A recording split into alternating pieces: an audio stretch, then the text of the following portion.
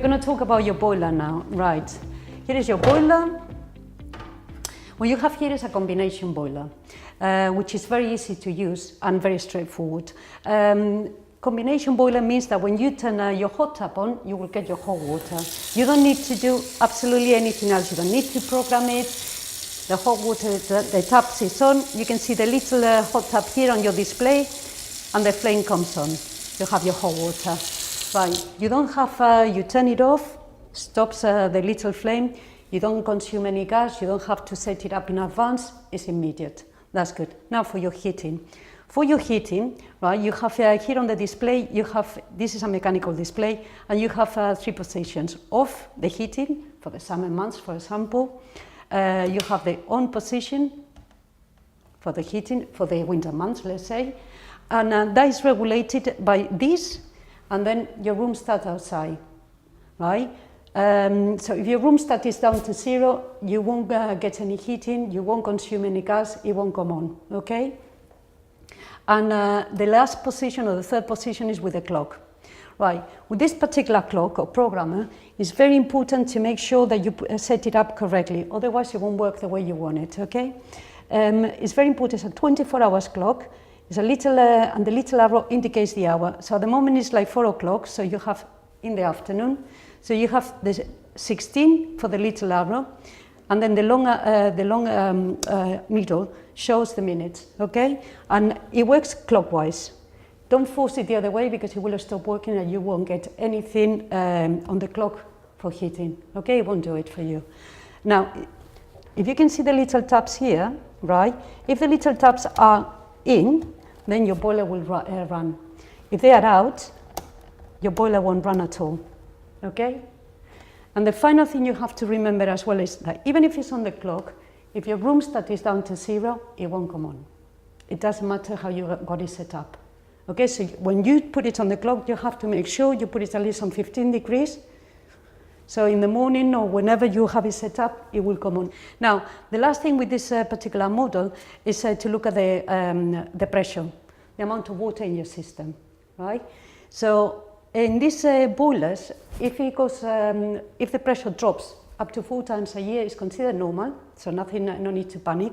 In this particular model, it's very easy to actually top up the pressure with 2 taps underneath here. You should refer to manufacturer's instructions if the pressure drops below 0.5 millibars, because the boiler will stop working and it will flash the light here. You might still get some hot water, but you won't get any heating. You will receive the boiler's manual when you moved into the property, and in there it will explain how to top up the pressure, the amount of water in your system correctly. You must ensure always to close the taps correctly after you've done it. The final thing about your boiler is your spare fuse, the spare fuse to your boiler. It is very important never to turn it off. It's a safety device, and it doesn't consume any electricity, and it tells us if there's any problem with the electricity to your boiler.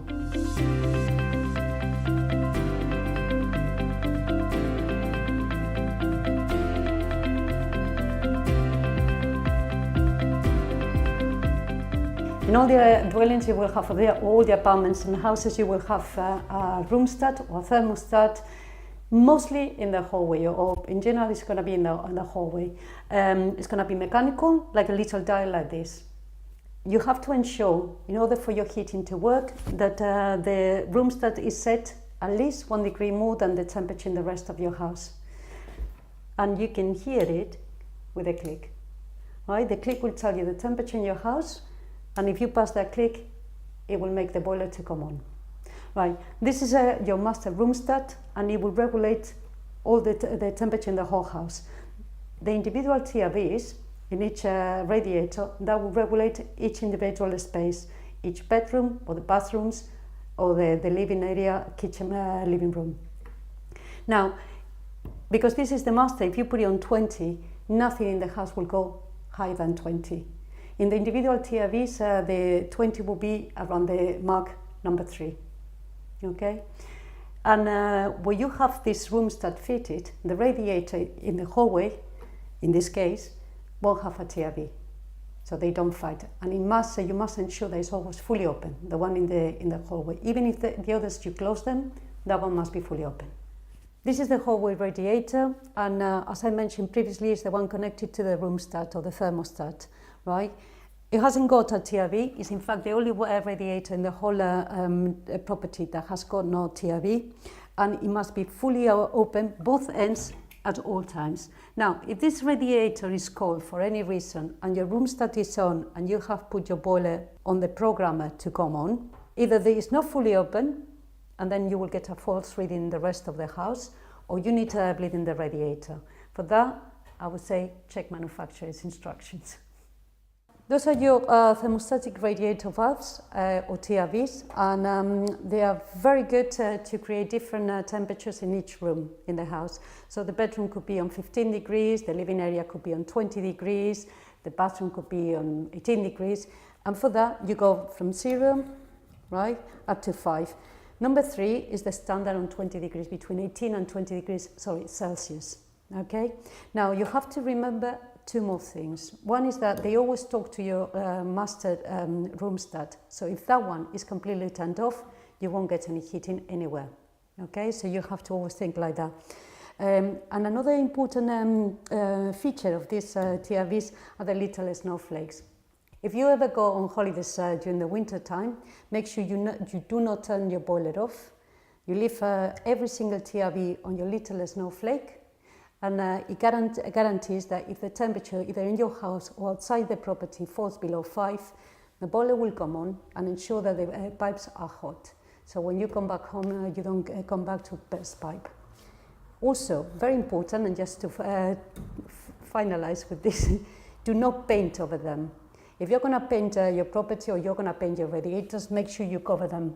Right? The paint will stop them from working, the dust will stop them from working, and you will have to replace them. Otherwise, you will end up not having any heating in that particular radiator.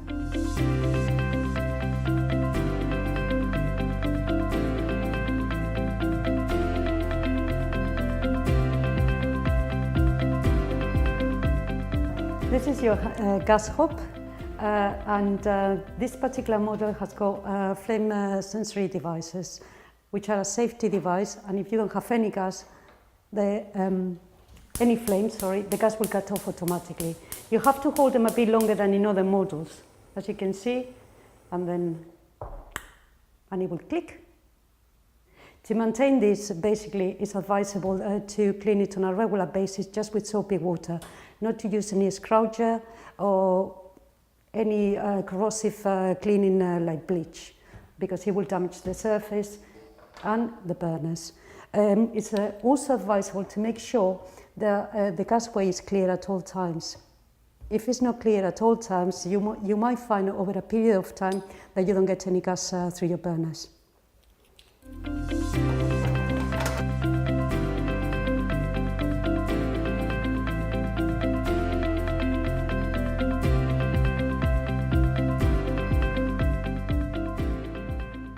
I have removed both units, both drawers from this unit to show you how you can turn your gas off in the event of a gas leak. The bottom handle, yellow, is your gas isolator for all the gas coming into your property. So both the hob and the boiler will be off, right? With the top one, it will isolate only your hob, while the boiler still will be running if the problem comes from the hob or you need to do any work with it. If you have very small gas, call the emergency number 0800 111 999 and National Grid will come. This is your gas meter. It's located right outside your property. And here on the face displays here, you have your reading for your consumption. And when you first moved into the property, I would advise you to contact your gas supplier and give them a reading. They might also want to know the serial number of your meter, and that is placed right below the reading for your consumption. You can also find here a red handle. This red handle, if you turn it off, it will cut off the supply of gas to your property completely.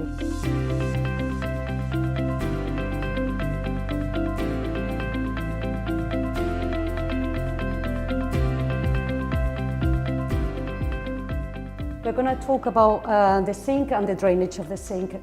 This particular model is got a mechanical plug which is very sensitive. You just have to be very gentle. You close it, and you can see it holds your water if you want to do some washing up. Not that you need to, but unplug it. That's it. Some of the properties will have a waste disposal unit. Those that do will look like this. You will have here your little hole for the rubbish, and underneath here you will have your button and the unit, right? You will put your rubbish here in this little hole here and cover it with a special tap. Cover, and then you press your button. And that's it. And this tray will cover the evidence. For maintenance of this unit, you should refer to manufacturer's instructions. You will receive this once you move into your property.